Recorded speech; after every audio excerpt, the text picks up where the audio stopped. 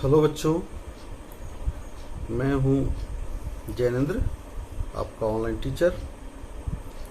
और आज के इस भाग में मैं बताने जा रहा हूं सूक्ष्म जीव के बारे में, जिसे इंग्लिश में माइक्रो ऑर्गेनिज्म कहा जाता है। माइक्रो ऑर्गेनिजम्स अर्थात सूक्ष्म जीव। तो चलिए आज के इस वीडियो में आप सीखेंगे कि सूक्ष्म जीव क्या है, व्हाट इज माइक्रो ऑर्गेनिज्म।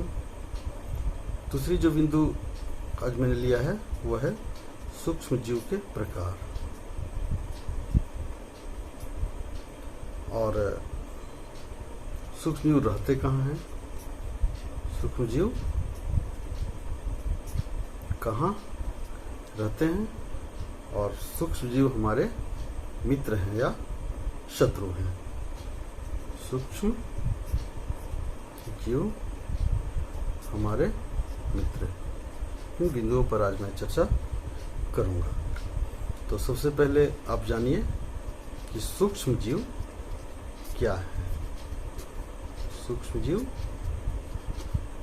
क्या है, व्हाट इज माइक्रो ऑर्गेनिज्म। तो आप अपने आसपास बहुत सारे जीव जंतुओं को देखते होंगे। आप कुछ ऐसे भी जीव के बारे में सुने होंगे कि वे इतने छोटे होते हैं कि आंखों से दिखाई नहीं पड़ते हैं।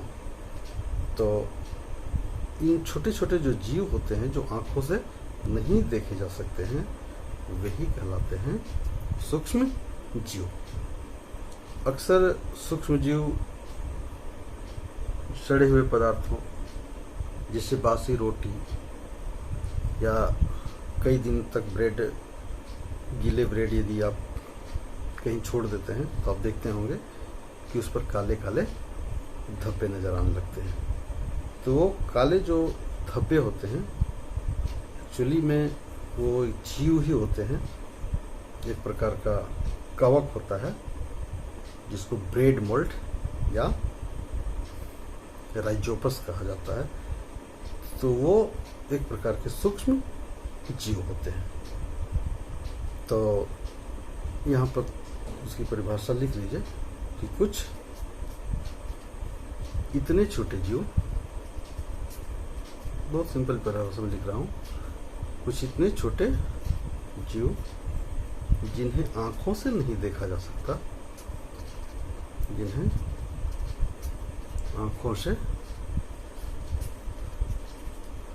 नहीं देखा जा सकता, सूक्ष्म जीव कहलाते हैं।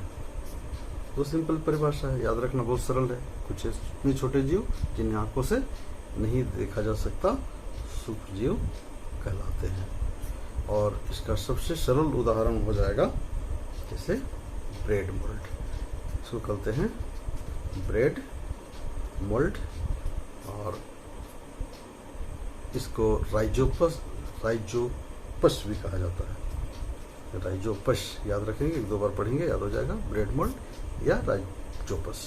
और ये क्या होते हैं, गीले या बासी ब्रेड पर, गीले ब्रेड पर काले धब्बे के रूप में, काले धब्बे के रूप में दिखाई पड़ते हैं, धब्बे के रूप में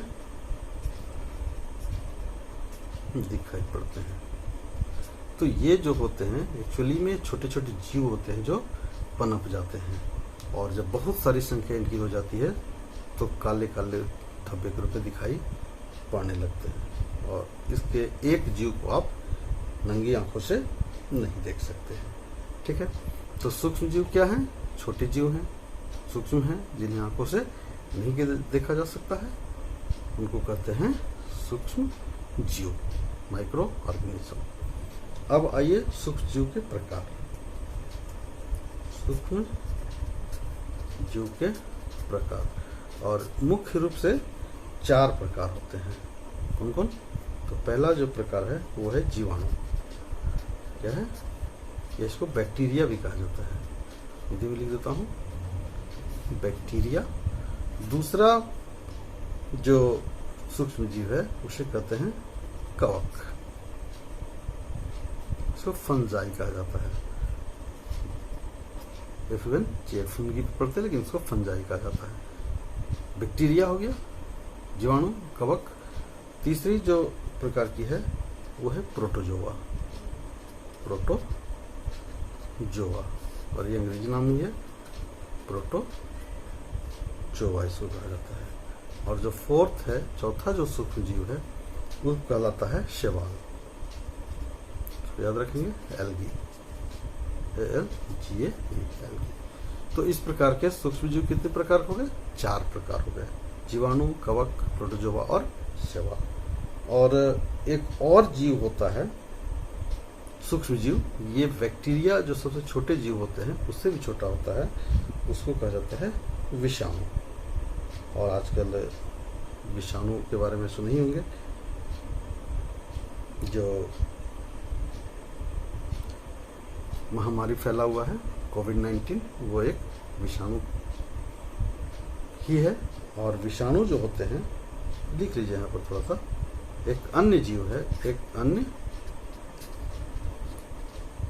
जीव जो बहुत ही सूक्ष्म होते हैं, जीवाणु से भी सूक्ष्म कहिए, जीवाणु से भी सूक्ष्म होते हैं, वे हैं विषाणु, वायरस, इसको कहा जाता है वायरस। और ये खतरनाक होते हैं, ज़्यादातर विषाणु खतरनाक ही होते हैं, ठीक है। और विषाणु की विशेषता क्या है कि विषाणु स्वतंत्र रूप से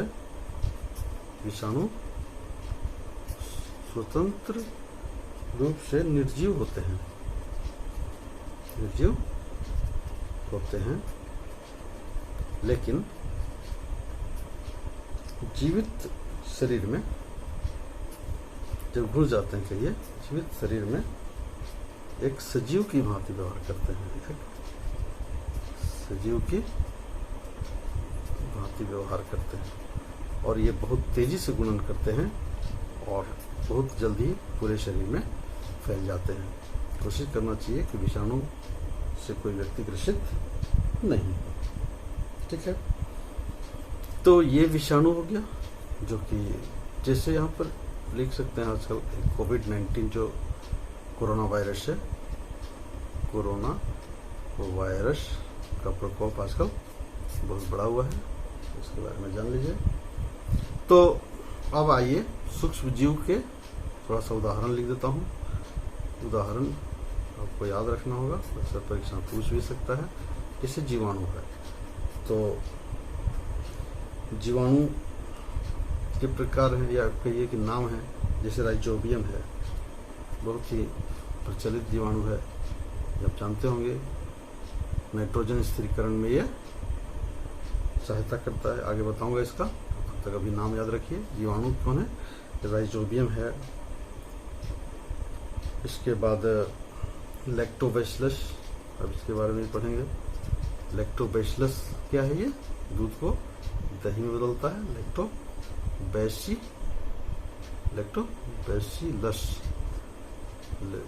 लैक्टोबैसिलस कहा जाता है, जो कि दूध को दही में परिवर्तन करता है।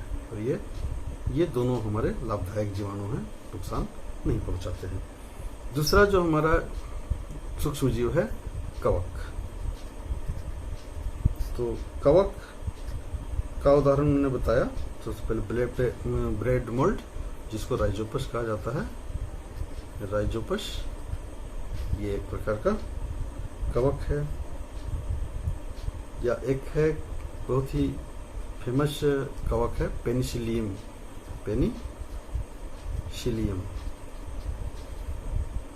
ये भी लाभदायक है। और ये जो पेनिसिलियम है, ये पहला प्रतिजैविक खोजा गया था अलेक्जेंडर फ्लेमिंग के द्वारा, पहला प्रतिजैविक था ये। और ये एक प्रकार का कवक था। तो जीवाणु राइजोबियम, लैक्टोबैसिलस, कवक का उदाहरण हो गया राइजोपस, पेनिसिलियम। और तीसरा जो प्रोटोजोआ है, प्रोटोजोआ का उदाहरण भी जान लीजिए। प्रोटोजोआ का उदाहरण बहुत ही सिंपल है, कई बार इसके नाम सुने होंगे, जैसे अमीबा। अमीबा होता है जो पानी या स्थिर जल पर जनरली पाए जाते हैं। ये सूक्ष्म जीव हैं। ये कोशिकीय जीव हैं। कोशिका के बारे में आप पढ़ेंगे, वहाँ भी मैंने बताया था अमीबा के बारे में कि अमीबा क्या है, एक कोशिकीय जीव है। इसके बाद है एक और है पैरामीशियम। पैरामीशियम ये भी एक प्रकार का प्रोटोजोआ है, और एक जो मलेरिया परजीवी है उसको कहते हैं प्लाज्मोडियम। प्लाज्मोडियम, और ये भी एक प्रकार का कवक है। और चौथा जो प्रकार है वह है शैवाल। और शैवाल का जो उदाहरण है उसका नाम थोड़ा टेढ़ा है लेकिन याद रखना पड़ेगा, क्लेमाइडोमोनास। क्लेमाइडोमोनास और स्पाइरोगैरा।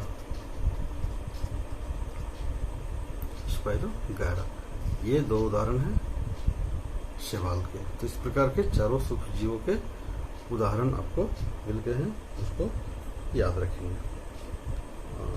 और जहाँ तक साइज की बात है तो यहाँ लिख लीजिए कि जो सबसे छोटे जीवाणु होते हैं इन सभी में, ये सभी जो छोटे जीव हैं, सूक्ष्म जीव हैं, उनका सबसे जो छोटा सूक्ष्म जीव है वो होता है जीवाणु। वायरस को छोड़ दे तो वायरस तो और भी छोटा हो जाएगा। तो एक जीवाणु का सामान्य व्यास जो होता है, साइज कहिए, सामान्य व्यास 1 मिलीमीटर, इसको क्या कहेंगे, मिलीमीटर। आप पढ़े होंगे मिलीमीटर के बारे में। सेंटीमीटर का 10वां भाग मिलीमीटर कहलाता है। तो 1 मिलीमीटर का 1000वें भाग के बराबर होता है। सोच लीजिए कितना छोटा होगा, 1000वें भाग के बराबर होता है। और इसे हम लोग सरल सूक्ष्मदर्शी से भी नहीं देख सकते हैं, इन्हें केवल इलेक्ट्रॉनिक सूक्ष्मदर्शी से देखा जा सकता है। इलेक्ट्रॉनिक सूक्ष्म दर्शी से देखा जा सकता है। ठीक है, तो बहुत ही सरल है, आप इसको याद रखेंगे, एक दो बार पढ़ेंगे तो याद हो जाएगा। अब आइए सूक्ष्मजीव रहते कहाँ हैं। सूक्ष्मजीव कहाँ रहते हैं? सूक्ष्मजीव कहाँ रहते हैं? तो बहुत ही सिंपल है, आप ये जान लीजिए कि सूक्ष्मजीव सभी जगह रहते हैं। और सिंपल परिभाषा है कि सूक्ष्मजीव सभी जगह रहते हैं। उदाहरण के लिए मैं दे देता हूं, जैसे वायु में, जल में, साथ साथ ही सभी तरह के सतहों पर,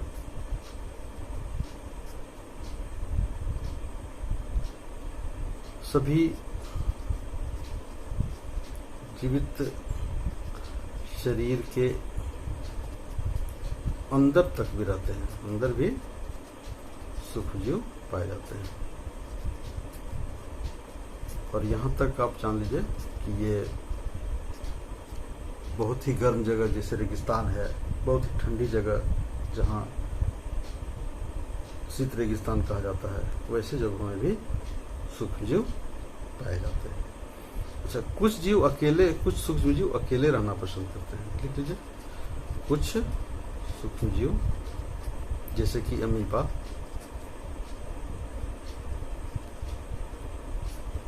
अकेले रहते हैं, और कुछ जीव, कुछ सूक्ष्मजीव जैसे मैंने पहले बताया ब्रेडमोल्ट या राइजोपस, समूह में रहते हैं, समूह में रहते हैं। और खास करके जीवाणु तो बहुत संख्या में रहते हैं। जीवाणु समूह में रहते हैं और तेजी से गुणन करते हैं और तेजी से फैलते हैं। जैसे लैक्टोबैसिलस को ले लीजिए, दूध को दही में जो बदलता है, उसका विस्तार इतना तेजी से होता है कि 3-4 घंटे में ही आपका पूरा दूध को दही में बदल देता है। तो इस तरह से सूक्ष्म जीव हर जगह पाए जाते हैं। हवा में पाए जाता है, पानी में पाए जाते हैं, जीवित शरीर के ऊपर पाए जाते हैं, जीवित शरीर के अंदर पाए जाते हैं, हर जगह पाए जाते हैं। ठीक है। अब जो महत्वपूर्ण चीज़ मैं यहाँ बताने जा रहा हूँ, ये सूक्ष्म जीव हमारे मित्र हैं या शत्रु हैं? सूक्ष्म जीव हमारे मित्र या शत्रु? आम लोगों में विश्वास है कि सूक्ष्म जीव ज़्यादातर क्या होते हैं? हानिकारक होते हैं। आम लोग यही मानते हैं कि जो छोटे छोटे जीव हैं, जो जीवाणु हैं, जो कवक हैं, जो प्रोटोजोआ हैं, वो जनरली हानिकारक होते हैं, लेकिन ऐसा नहीं है। ठीक है। ये आप विश्वास से हटा लीजिए कि सभी सूक्ष्म जीव हमारे शत्रु ही हैं। कुछ सूक्ष्म जीव हमारे लिए लाभदायक हैं और हमारे जीवन को प्रभावित भी करते हैं। तो देख लीजिए, कुछ सूक्ष्म जीव या बहुत सारे सूक्ष्म जीव कहिए, सूक्ष्म जीव हमारे मित्र होते हैं, मित्र होते हैं और हमारे जीवन को प्रभावित भी करते हैं। जैसे यदि लैक्टोबैसिलस जीवाणु यदि नहीं फैलता, नहीं रहता, तो आप दूध से दही का आनंद नहीं ले सकते थे। तो ये हमारे जीवन को प्रभावित करता है। तो लिख सकते हैं, सूक्ष्म हमारे मित्र होते हैं और हमारे जीवन को प्रभावित करते हैं। जैसे मैं यहाँ कुछ सूक्ष्म जीव को उदाहरण दे देता हूँ कि कैसे हमारे मदद करते हैं। जैसे ईस्ट है, एक प्रकार का सूक्ष्म जीव है जिसे कवक भी कहा जाता है। ये क्या है? कवक है। और ये हमारे लिए किस प्रकार मदद करता है, किस प्रकार सहायता करता है? तो ये ब्रेड बनाने में, या आप केक बनाते होंगे, केक बनाने में, या इडली डोसा खाते होंगे, इडली डोसा इत्यादि ये खाते हैं, बनाने में यीस्ट काम आता है। यीस्ट काम आता है। ये छोटे छोटे सूक्ष्म जीव हैं। यदि मैदा को बहुत देर तक घोल करके आप रख देंगे तो देखेंगे कि उसमें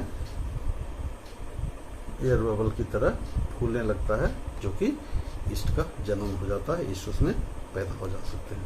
और इस तरह जलेबी में भी कहिए, जलेबी भी यीस्ट के बिना नहीं बनेगा, यीस्ट के द्वारा कुरकुरा हो जाता है। तो इस प्रकार यीस्ट हमारा लाभदायक होता है।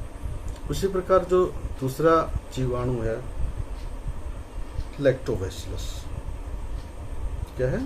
जो कि दही में उपस्थित रहता है या मट्ठा में उपस्थित रहता है। दही में उपलब्ध जीवाणु लैक्टोबैसिलस,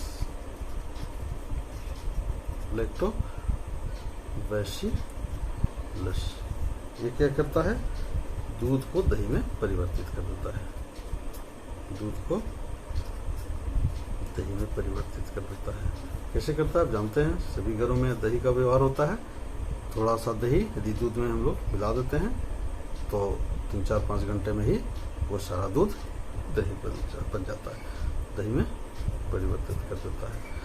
तो इस तरह से हमारा सूक्ष्म जीव हमारी सहायता करता है, हमारी मदद करता है। उसी तरह से एक और जीव है राइजोबियम।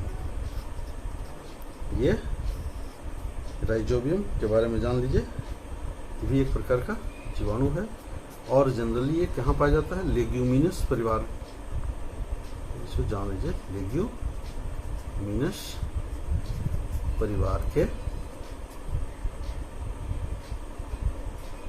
पौधे के जड़ों में पाया जाता है, जड़ों में पाया जाता है। और ये क्या करता है? ये नाइट्रोजन स्थिरीकरण करता है। क्या करता है? नाइट्रोजन स्थिरीकरण में मदद करता है। यानी जब नाइट्रोजन स्थिरीकरण हो जाता है तो नाइट्रेट बनाता है और ये पौधे उसे लेकर के प्रोटीन में बदल देते हैं, जो कि हमारे जीवन के लिए आवश्यक होता है। तो इस प्रकार नाइट्रोजन का स्थिरीकरण होता है, जिससे क्या होती है, मिट्टी उपजाऊ भी हो जाती है, मिट्टी उपजाऊ होती है। तो इस तरह से हमारा ये सूक्ष्मजीव क्या किया होती है, ये मदद किया हमारा। तो दूसरा जो जीवाणु है, पिछले भाग में मैंने बताया पेनिसिलिन, पेनिसिलिन जीवाणु, और इसे खोज किया था 1928 ईस्वी में अलेक्जेंडर फ्लेमिंग नामक वैज्ञानिक ने।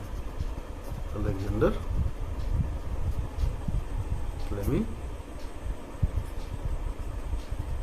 नामक वैज्ञानिक ने खोज किया था, और यह पहला प्रतिजैविक था, पहला प्रतिजैविक है, जिसका एंटीबायोटिक भी कहा जाता है, एंटीबायोटिक। और ये क्या करता है, हमारे शरीर को बीमारियों से लड़ने में मदद करता है। तो इस तरह से ये जो पेनिसिलिन जीवाणु है, ये हमारे शरीर को रोगों से लड़ने में मदद करता है और हानिकारक जीवाणुओं को नष्ट कर देता है। ठीक है, तो ये इस तरह से ये हमारा मित्र हुआ। कुछ और ऐसे सूक्ष्म जीव होते हैं जो विषैले पदार्थों को अपघटित कर देते हैं। इसको लिख लीजिए, कुछ सूक्ष्म जीव, लिख लीजिए, कुछ सूक्ष्म जीव विषैले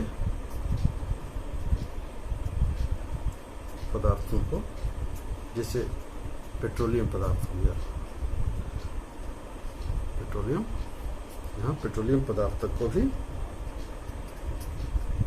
अपघटित करते हैं, अपघटित कर देते हैं। ठीक है, कुछ और भी सूक्ष्म जीव हैं, जैसे नील हरे शैवाल, नील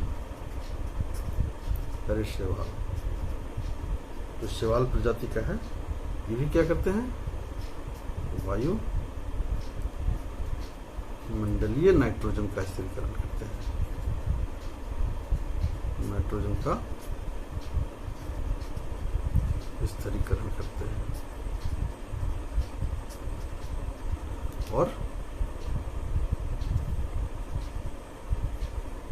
मिट्टी को उपजाऊ बनाते हैं। ठीक है, तो इस तरह से बहुत सारे जीव हैं जो हमारे लिए लाभदायक हैं। और एक और अंतिम पॉइंट मैं यहाँ लिख देता हूँ, तो कि आपको जानना चाहिए, कुछ सूक्ष्म जीव जैविक खाद बनाते हैं, जैविक खाद या कीड़कनाशक कहिए, जो कि कहलाता है पेस्टिसाइड, यानी बायो पेस्टिसाइड इसको कहते हैं, बायो पेस्टिसाइड। ये जो हानिकारक कीड़े मकोड़े होते हैं पौधों में, उसको मारने के लिए बनाया जाता है। तो सूक्ष्म जीवों का ही व्यवहार किया जाता है कीड़कनाशक में। और जैविक खाद, जिसको बायो फर्टिलाइजर कहा जाता है, बनाने में हमारा मदद करता है। तो इस प्रकार से लिख लीजिए, बनाने में मदद करते हैं।